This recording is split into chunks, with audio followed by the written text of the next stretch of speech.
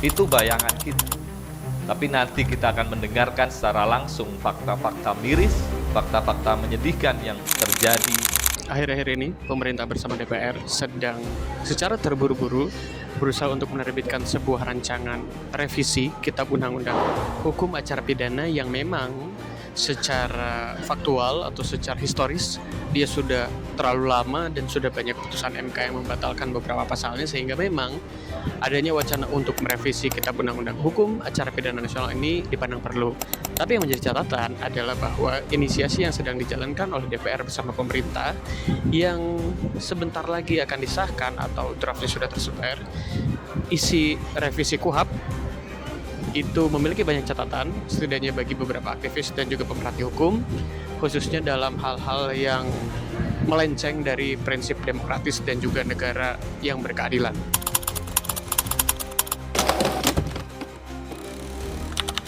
Sebelum membahas lebih jauh gitu ya, jadi harus diluruskan dulu bahwa ada banyak pihak yang merasa bahwa adanya penolakan dari kalangan aktivis atau koalisi masyarakat sipil tentang revisi KUHP ini dinilai kontraproduktif dan dirasa bahwa ini mah berarti nggak setuju adanya revisi gitu. Padahal setuju, tapi dengan catatan. Jadi bukan berarti tidak boleh direvisi, justru boleh dan harus direvisi, tapi dengan berbagai catatan yang harus sejalan dengan nilai-nilai demokratis dan juga prinsip hukum yang berkeadilan. Kepada Habibur Rahman, tolong dengarkan kami, dengarkan. Sampai saat ini, sampai saya berdiri di sini, sampai saya akhirnya berani untuk menyuarakan tentang kejadian ini, tidak ada pemeriksaan selanjutnya.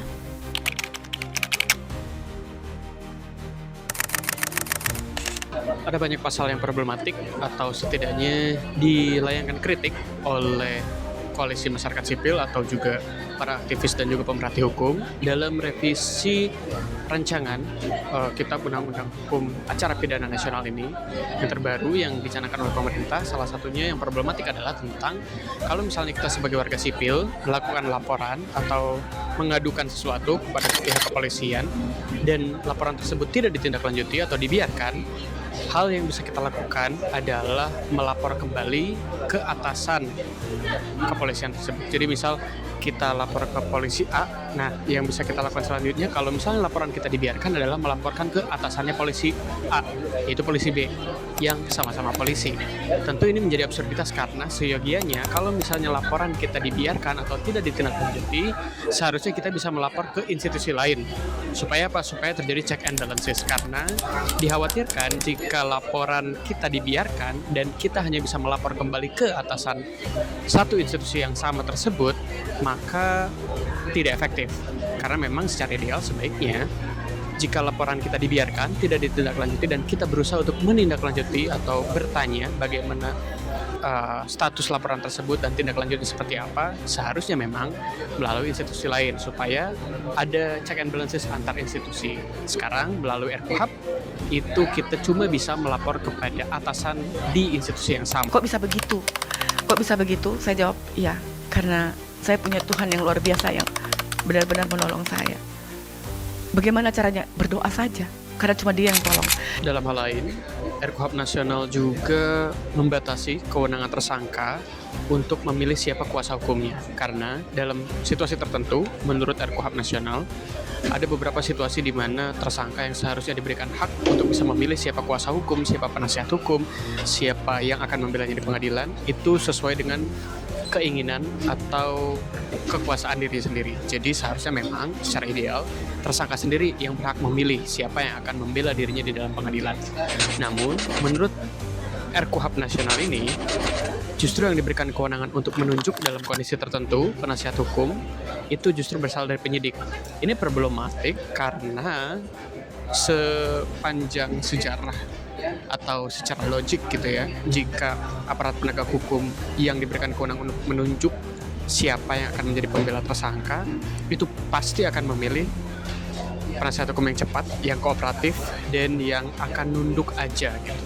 Karena sebelum-sebelumnya ada beberapa kasus contoh di mana ketika justru polisi yang menunjuk kuasa hukum atau penasihat hukum itu justru diam atau justru terkesan tidak membela dengan sebaik-baiknya, tidak memberikan pembelaan hukum yang berkualitas kepada tersangka.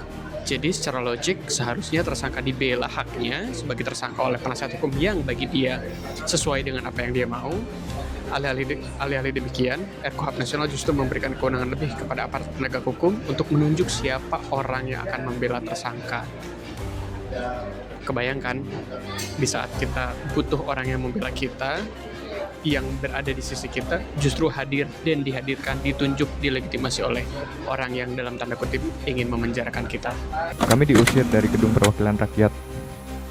Betapa ironinya, kita sebagai rakyat diusir dari tempat yang dianggap menjadi rumah bagi aspirasi rakyat.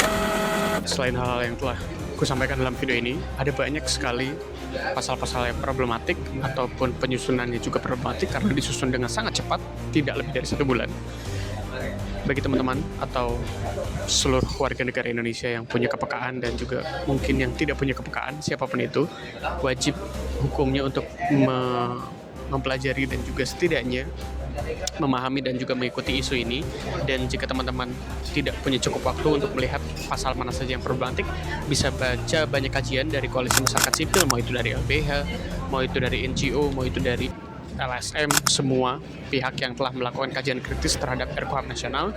Karena hanya dengan kita bersama-sama berjuang untuk menolak adanya pasal-pasal yang problematik, perhatian akan semakin besar dan semoga pemerintah akan melihat hal ini sebagai sesuatu yang urgent dan harus segera dicermati dan disesuaikan dengan kehendak publik yang sesuai dengan asas-asas kepastian hukum, fair trial, dan juga keadilan di dalam pengadilan. Tegakkan kepala, hunuskan tatapan berani kepada para tiran, busungkan dada, kepalkan tangan, tinju langit, tampilkan gestur perlawanan demi bangsa dan negara. Terima kasih sudah menonton video ini. Semoga dapat dipahami dan bisa mengajak atau berpengaruh terhadap kalian semua untuk ikut serta dalam kampanye menolak pasal-pasal yang problematik di RKUHP Nasional. Thank you.